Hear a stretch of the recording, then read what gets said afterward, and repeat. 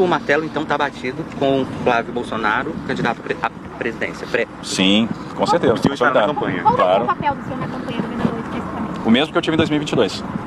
Me eleger em São Paulo e ajudar o nosso candidato presidencial. Mas ele falou diretamente sobre isso. No momento, o martelo está batido, Flávio Bolsonaro... Mas é porque não tem dúvida. Esse assunto não está em discussão. Já está consolidado. Não tem dúvida com relação a isso. Não tem nenhum dissenso com relação a isso. Eu tinha uma tarefa aqui muito difícil, que era transmitir, e eu não ia conseguir me lembrar de todos os abraços que foram pedidos para eu trazer aqui para ele, a transmitir um abraço de muitas pessoas. Toda vez que eu faço um evento lá com o nosso público em São Paulo, lá no interior, são milhares de pessoas que pedem: olha, leva o meu abraço para o Bolsonaro, transmite um abraço para ele, diz que a gente está orando por ele, diz que a gente está pedindo por ele. Então é impressionante o carinho das pessoas. Eu queria, de certa forma, ser um pouco porta-voz desse carinho, falar do que as pessoas estão sentindo, falar da saudade que as pessoas têm dele e transmitir, de certa forma, isso para ele, o amparo, dizer que tem uma massa de brasileiros que torce por ele, que ora por ele, que quer o melhor para ele, que tem carinho por ele, né? E eu me incluo nesses brasileiros e eu queria transmitir isso no dia de hoje.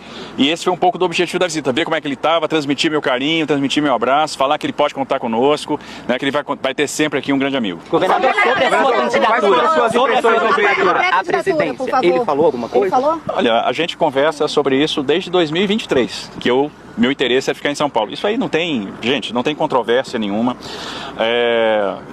Eu tenho uma linha de coerência. Eu falei lá atrás que eu tenho um comprometimento com o Estado de São Paulo. Eu sou grato ao Estado de São Paulo por tudo que o Estado me deu, pela confiança que depositaram em mim.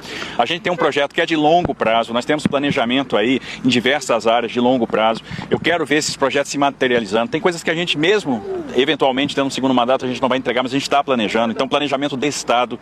Quando você fala em política habitacional, em substituição de palafita, a gente está falando em política de longo prazo.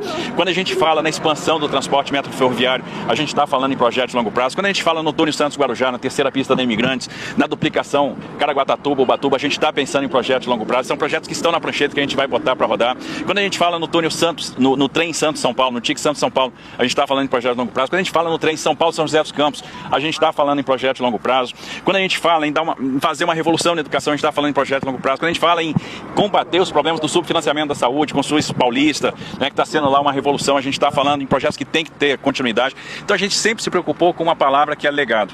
E a gente vai trabalhar para construir esse legado.